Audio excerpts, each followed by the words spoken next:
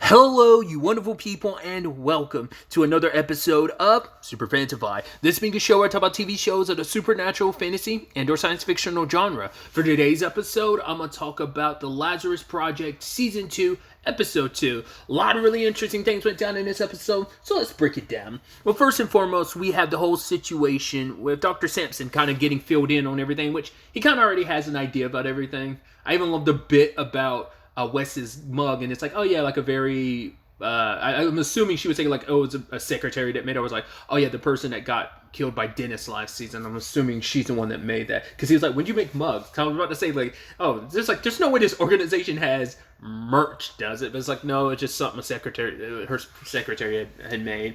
But either way, I love that Samson literally has the same reaction as Sarah of like, oh yeah, I think I'm going to throw up, and Wes was ready with the trash can. So it's like, okay.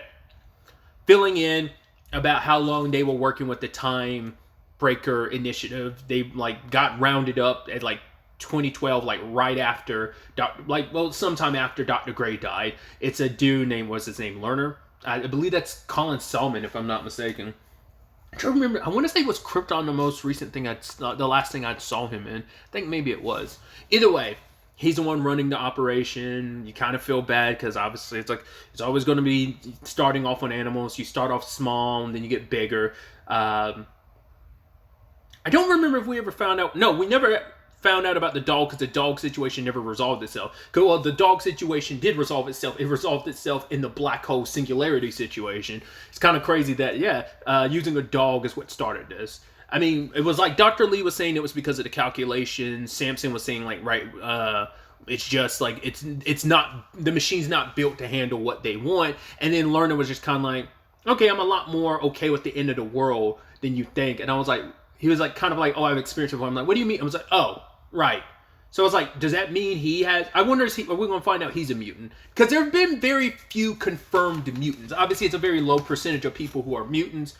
Like, amongst the, because it comes up later on, I'm like, is Becky a mutant? Because I can't remember. I think she might be. I legitimately don't remember if Becky's a mutant or not.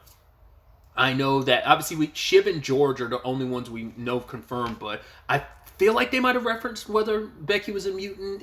A mutant. She might not be. I legitimately don't remember. I don't think she even got the serum either, did she? I legitimately don't remember. Either way, that's why I'm like, because for him to know that either, like, well, we know that they did have access, like the Time Breaker Initiative. Or was that, because like Zhang was working with them, but or was it just like the Chinese government in general had their own version of it? So I think, because I know Zhang she's taken the serum. Oh God, like my memory is god awful. Do correct me I might be spouting complete other bullshit, but wasn't like the Chinese government working on it too? Like, didn't they have their own version of the serum so they could remember? Just like, but I can't remember if that was like, or did the Lazarus Project give her the serum? I'm pretty sure she already had it in her system, like when her and Archie crossed paths last season, if I remember correctly. So I think that was just like because I was thinking, I don't think that was the Time Breaker Initiative. I think that was just like the Chinese government that had given her that. But like I said, I could be so full of shit on that. I don't remember, because it could easily be like the Time Breaker Initiative. If like Lerner's not a mutant, he might have already had someone like already prepared him for him to be like, oh, I've already experienced the end of the world. Makes sense. Once again, the Lazarus Project constantly like reset after a extinction level event, so he's like, yeah, I've kind of seen the end of the world multiple times. Maybe that's I don't know. I don't know if that, like, why he was so, he's like, oh yeah, I'm so comfortable with it. I'm like, why the hell would you be? I mean, this ain't a Fallout situation, so I'm like, and Vault Tech, like, I don't see you benefiting from the end of the world. So, like, what? I guess it's like his comfortability with it, him just being so laissez-faire about it. Like, oh, we kind of created a black hole and then smashing him with this other black hole, that being the singularity that the Lazarus Project takes advantage of. What was it? M83? Is that what it's called? So he's the one that kind of ultimately pushes the whole Becky and Janet thing, which that's actually, it never crossed my mind that, of course, they'd send Becky first just to use to force Janet to go along with the plan. It's like, oh, like, it's easy. We don't even have to threaten you by being like, oh, we'll hurt your daughter. It's like, no, we sent your daughter in the past. So if you don't want her to be left alone in 2012. You want to go after her, you'll just have to get in the machine. So, and obviously Samson had talked about like the guilt he feels over that. And I think that's kind of an interesting parallel between him and Zhang, who both have such guilt about this, because Zhang's just kind of like, right, I did something.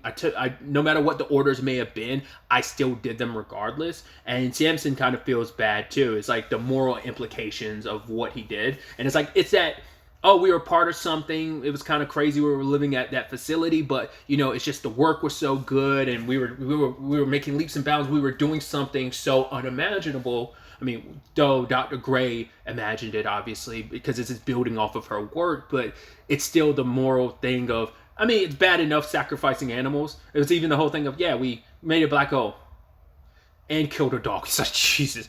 But now it's like, yeah, you've moved on to test subjects, someone who wasn't doing it willingly, someone making a choice of, I'm willing to make the sacrifice. Like, no, you forced someone's hand. Not only did you send her little girl first, she was like the first test subject in that capacity, and then came Janet and her handler. So, well, the handler went first. I think Janet went last, just to make sure, like, okay, when I get down and have your daughter, so I don't want to take, that way I can make sure you don't just like run off with your daughter and try and disappear, like, you know. Which the handler, we find out his name's Bryson. I was looking at him, I was like, why does that actor look so familiar? It's like, right, from The Witcher. I'm blanking on his character's name from The Witcher. Staying on Samson, we did have this interesting conversation between him and George about the whole like remembering stuff, because even Samson's like, yeah, I'm going to end up remembering all the times because I died like many times. It's like, yeah.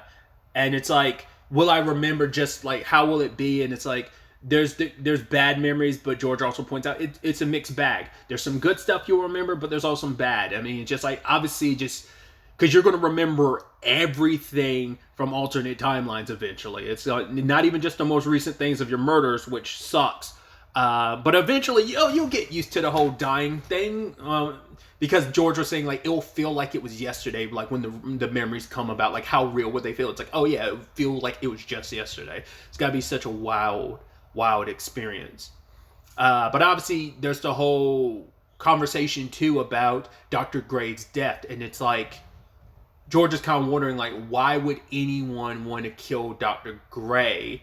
And Samson's perspective on it, it's like, right, because of what she was working on, and it's kind of a thing of, you want to keep it to yourself. I mean, that's also why they went and killed all the other scientists, so that a group like the Lazarus Project wouldn't get their hands on them, to stop, the Time Break Initiative from doing what they were doing. So even back then, like, someone killed Dr. Gray, and it's seeming more and more likely that it might have been Wes, because George looks into it and finds out that Ross, well, but now you can't question Ross, because obviously Ross has been dead for a while, but apparently he was on a mission, and, well, he had, in his files, it says, like, oh yeah, he contained an injury, like, that had burned. So George brought this to Shiv, but Shiv's kind of like, it's scratching that part of Shiv's brain, but it's not definitive enough proof.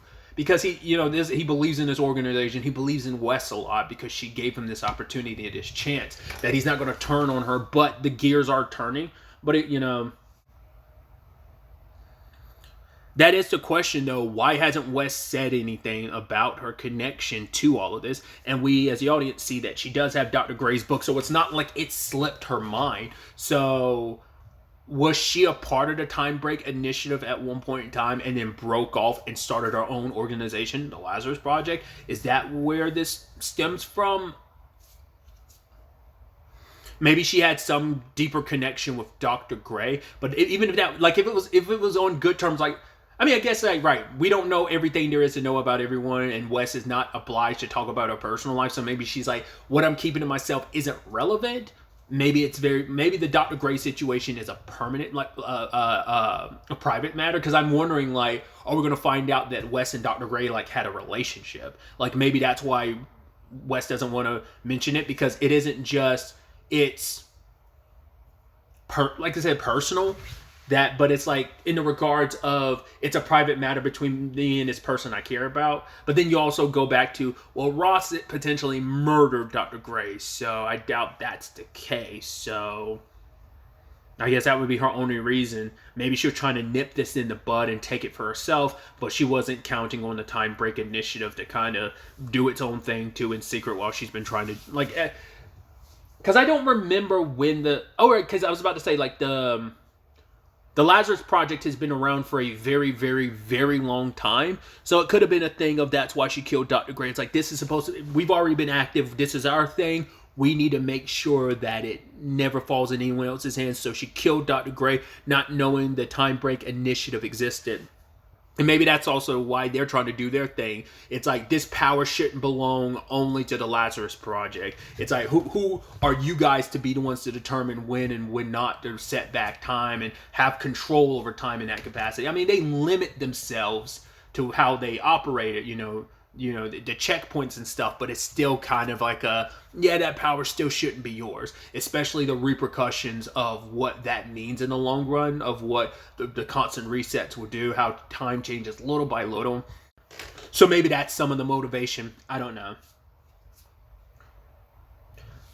Speaking of time restarting over and over again, we have Sarah. We explore more of her memories. It's neat that mission, obviously, like, we got Archie and Ross's perspective the night of that party that George and Sarah met, but then, like, there's the whole situation of last season in that same storyline episode, we got George's perspective on it. Now we get Sarah's, and it turns out most nights, with the exceptions of the final time,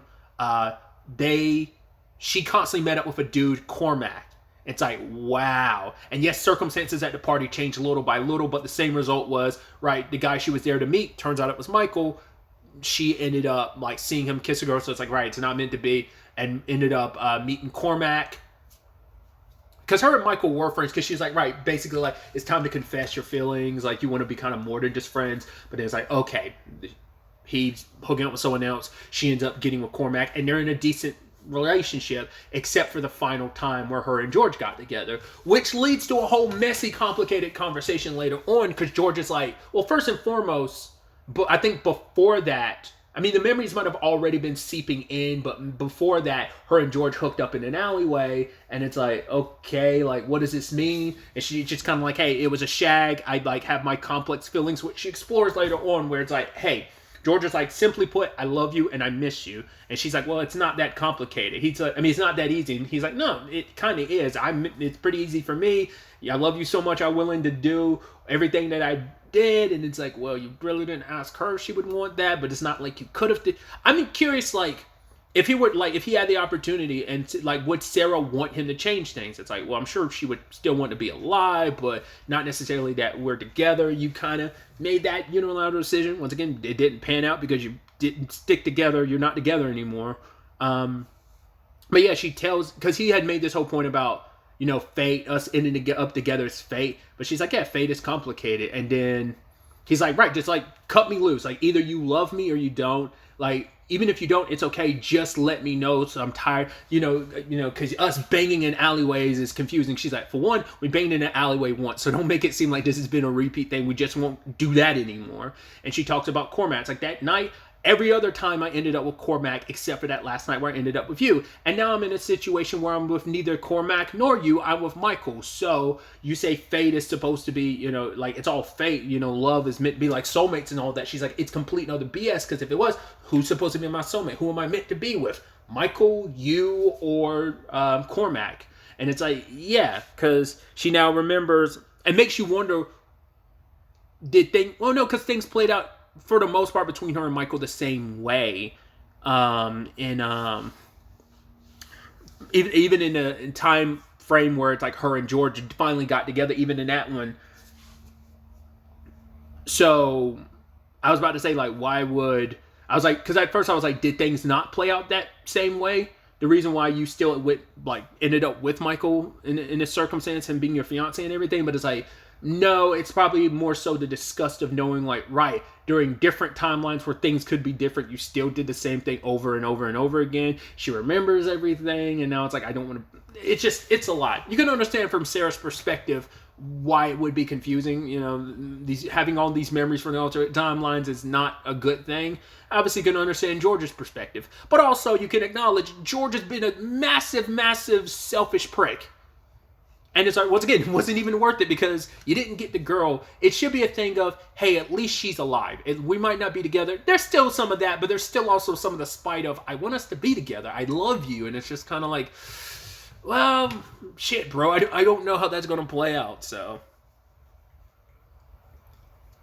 Speaking of romance, we had the Zhang and Archie of it all, which I kind of had a vibe like that was kind of a thing. But like I brought up before, Zhang is feeling guilt about how the Janet stuff happened, and it's like, right, Janet got sent back in time. I gotta find her daughter Becky. Becky's most likely being held, but I handed her over to a guy, so I've got to like. I think I know where that guy is. So Archie and her show up at the place, but sadly Becky's not there. And when they show up at that facility later in the episode, they find out, right, Becky was sent back in time too, along with Janet. So any form of redemption for Zhang wasn't coming, you know. Also, I love the freaking recurring bit in this episode about how the irony is, despite everything, all the time travel movies out there, Dr. Sampson has not seen it. I wonder how many of the other scientists would be like, well, that's kind of weird you haven't seen any of these movies. It's like, yeah, even if you, like, I'm not a movie person, and every movie on that list I've seen. I've seen Back to the Future 1 and 2. I've seen all 3 of them, but I haven't, it's probably, I definitely have seen 1 and 2, like, to fully. I'm pretty sure I've seen 3 all the way. They reference Looper. I actually saw Looper in the theater when it came out. What was the other one? I think I've seen bits and pieces. I've seen Terminator 2 and 3. I think those are the only Terminators I've seen like all the way through 2 and 3. I don't think I've ever seen 1 all the way through. And I've only seen bits and pieces of Salvation, and I don't think I've seen any, like, except for commercials of any of the others, like Genesis and Dark Fate. Either way, tangents and all that aside, and I love George's kind of, because literally everyone's kind of like, wait, what do you mean you've never seen Back to the Future? It's like, how does that happen? And he's like, yeah, just not a movie person. And Sarah's like, my mom's not a movie person. She hasn't seen anything, but she's seen Back to the Future. I also love that he's almost talking about it almost like it's a newer movie. It's like, no, the movie's been out for decades. How have you never seen it? It's like, you can't not see Back to the Future. But I mean, it's also like one of those classic movies where you're like, I mean, there's plenty of classic movies I've never seen, you know? Like, very like, I've never seen Citizen Kane. I've seen the end of Casablanca, but I've never seen the entirety of Casablanca, just using like some really, really old classic movies. But either way, I love the other reference was like Groundhog Day, and George was like, you probably should watch that because it's kind of like your current circumstances, so it is kind of like funny. It's like, yeah, and you know, I love that is integrated into so many TV shows. I love time loops. I don't think I brought that up. I don't know if I brought that up in the season finale, or I definitely didn't mention in episode 1 of this season, but I love time loops. Like, anytime there's a time loop episode, it gets used a lot in like science fictional stories. I love time loops. Because it's just such a fun, like, obviously Groundhog Day is like, I wonder is that the first movie to ever use a time loop situation? Because that ends up being the one, like, oh, we're in a Groundhog situation. It's such the pop cultural zeitgeist, so, oh, this is the thing. I know the concept of it, but I don't think I've ever seen Groundhog. That's the one I've never seen all the way through either. I've seen bits and pieces of Groundhog Day. So, yeah, but it's like, I'm sure that existed in some science fiction before, like, Groundhog's Day. It's just that's become, like, the...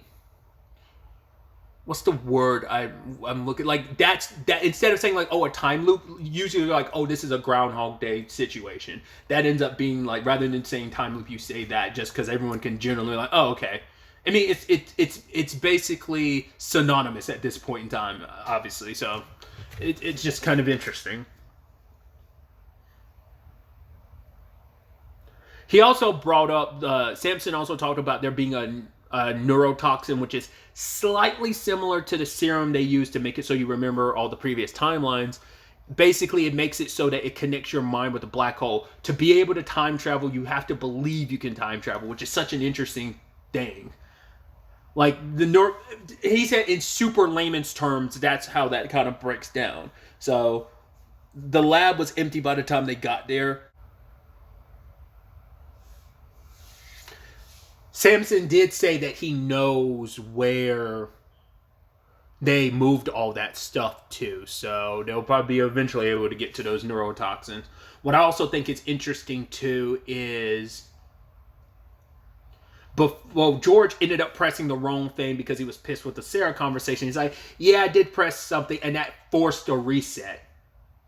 Either it led to something like climactic happening, because like the moment he pressed it, I think it activated the machine, and I don't know if that caused the third black hole, and it expedited everything for there to be, because all, it's on a dead man switch, the Lazarus project reset. So I don't know what caused, like whether that was just the machine being activated that caused it, or whether that was just kind of like an automatic thing because like, oh shit, popped off and went wrong because of that. Whatever the case may be. I even love George coming back after shooting Shiv. He's like, yeah, I did press something. Sorry about that. My mistake. It's like, yeah, you kind of screwed the booch on that, George. It's like, it's your fault for trying to... The Archie thing is like, okay, we'll let that slide, which I'll get to in a second, but you shouldn't have like broached the whole conversation with Sarah. You picked literally the worst time. She even said like, we're in the middle of a lab that was connected to time travel. Is this really the time to be talking about our situation? So it's like, yeah, you kind of fucked that up on, especially considering Wes put you back in the field, which obviously the irony behind the whole conversation of her saying like, oh yeah, like my trust has been earned back. Don't kind of lose my trust again, which is ironic considering George doesn't trust you right now. Funny how the shoe's on the other foot like that. I also forgot to talk about it. It turns out they've been in this loop for 2 years so far. Makes a lot of sense, because even George was like, yeah, it took him basically 7 months to track down one of the doctors to find out they were dead. So it makes sense, like we're just like skipping that much time. To be fair, we're going like 3 weeks at a time before we reset, so it makes a lot of sense. But it's like, wow, we're at the 2-year mark of living the same day over the same 3 weeks over and over and over again for 2 years. That's kind of insane. I mean, but once again, it's supposed to go on for eternity, so it's only going to get worse from here. I did think it was interesting when George did bring up the Ross thing to Archie, and Archie was like, yeah, it was before my time, because she did see the burns on Ross's arm. So I guess I was wondering if she was lying, but I mean, she saw the burns, but she probably never asked about it, because because George looked at the files and that's all he could find, because nothing from 2012 exists anymore. It seems kind of interesting that there would be no files dating back then, except for that little thing in Ross's file. But I think it's just like, she probably didn't think much of it at the time. Not unless that's Archie knowing what he did, but if she knew what he did, then it wouldn't be, it's pertinent to this situation. So not unless she knows and she's keeping it secret, just like Wes is, because maybe she was a part of it, but I'd assume not. It's just a thing of, it was probably done, she probably was telling the truth of, that was before her time, like whatever, that mission was before her, and like before she started working at the Lazarus project. So, but then like her and Zhang kissing, once again, I was kind of catching those vibes, but I wasn't sure. And it's like, yeah, you could tell Archie liked Zhang. Like, they are kind of two peas in a pod. They're kind of very similar. And I mean, to our knowledge, it seems like the last person she was with was Ross. But it's also kind of sad because, like, well, we know how this line of work works, and it's like how when you lost Ross, you wanted to reset, and obviously George wanted to reset when it came to the Sarah situation. So it's just kind of like a rough situation. I mean, it was also really sweet too when like Zhang ended up killing the guy, and Archie's like, didn't you want to keep him alive? He's like, yeah, but he was going to kill you. She's like, I would have come back. But Zhang's like, yeah, but still, like, I didn't want you to die. It's like, die. Once again, you get so used to it. It's like, well, I mean, I don't even have to worry about the checkpoint situation, considering we're going to reset, once the time loop, reaches its, like, circles back around in this Ouroboros of it all. So, but it's still the notion of, oh, you didn't want me to die, because you don't want that to be one more death I have to experience when I come back, because dying sucks. So they immediately, when they're back to July 1st, it's like, hey, I didn't even fucking think about that. I feel so stupid. It's like, well, I'm getting to this super late, so it's July 1st at the time we're recording this in reference time. It's like, oh, that's funny. Too bad, like, when it was airing here on TNT here in the US, that it couldn't air on July 1st. Like, oh, probably, like, just like, oh, just missed that window by one day. Funny enough. Considering, interesting how that works, considering, like, the checkpoint situation is such a, like, it can be such a, like, oh my god, by this much, You know, that's why Shiv is in this constant, perpetual, shitty situation he's in right now, loop-wise. Either way, at the same time this is all going down, Samson, now having memories of everything, he's like, oh God, that's so unpleasant. He takes off and he gets followed. I was like, it's got to be Dennis, right? And it is. I'm like, cool. Dennis didn't get shot this time. Didn't lead to a whole shootout. Like, cool, it all worked out. But he ends up revealing to Dennis about Janet and Becky. And then he also lets him know that Zhang was behind it. But I was like, oh, cool. Those complications are going to kick in. That's going to suck ass. Because now, Dennis has extra motivation, so he's going to go after Zhang because it's like, cool, you kidnapped Janet, you kidnapped my child, you know, and what's also worth time too because she's with Archie, which Archie tried to say like, right, you're not that person anymore. I know because you're here trying to make it right, and it's like, well, you know, it's not like Dennis hasn't done bad stuff himself, but it's like, once again, it's always hypocritical when it comes to like, oh, I've done some bad stuff, but this is related to people I care about, so screw you. Especially because it's like my daughter could have like died and my like ex could have died, so that's all relative. So you just tell that's setting up that plot point, and you can even tell Samson's kind of almost like I probably shouldn't have said anything. It's like, no, you shouldn't have. You should have kept that to yourself because Dennis had no idea about Zhang until now, about that aspect to it. So, and Zhang and Archie are going to meet up, so I'm sure they're going to like bang it out potentially. So. Like I said, it's. I wasn't even thinking about that when I said that earlier about the whole like, well, Archie's already been through it before with Ross, so now you're gonna be through that again perpetually with, because eventually like he's probably gonna keep trying to kill Zhang over and over and over again in this time loop situation just to kind of make her pay, or I don't know, who knows what's.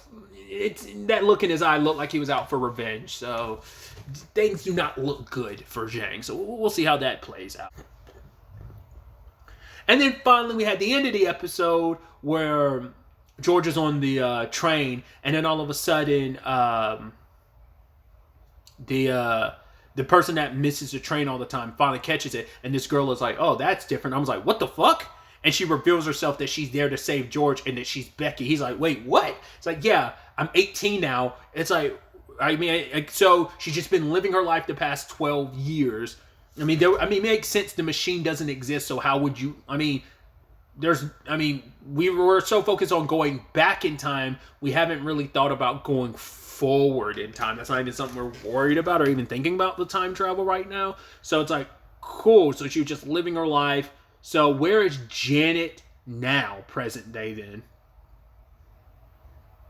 Has she, I mean, it makes sense you probably want to be in, well, not unless her mom's not alive anymore, because it's like, well, because there'd be two Janets, like, because for the past 12 years, that would have meant there's two Janets just out and about. So, well, because we know Janet did reach out to Dennis. We got that peak last season. So I'm assuming that Bryce, because even Becky was like, yo, I thought he was dead. So I'm assuming, like, they got in contact with Dennis. Dennis ended up killing Bryson. And just for the sake of everything, Becky and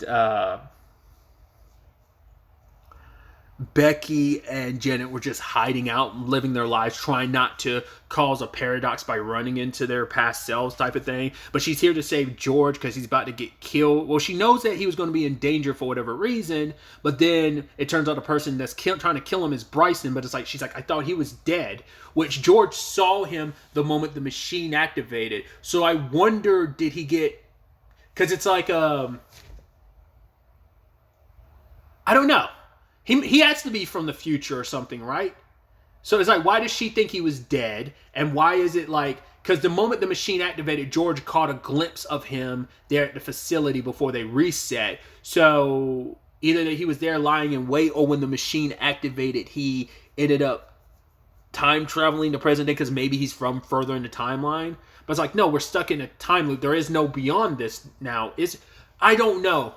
But it's like, why is he trying to kill George? It's like, oh, you're an evil person. It's like, well, we know George has done some fucked up shit to get to where we are right now, you know, with the whole doing everything at Sarah back. So it's like, what other evil thing are you going to do in the future? So, but once again, how are you from the future? Like, were you from the future?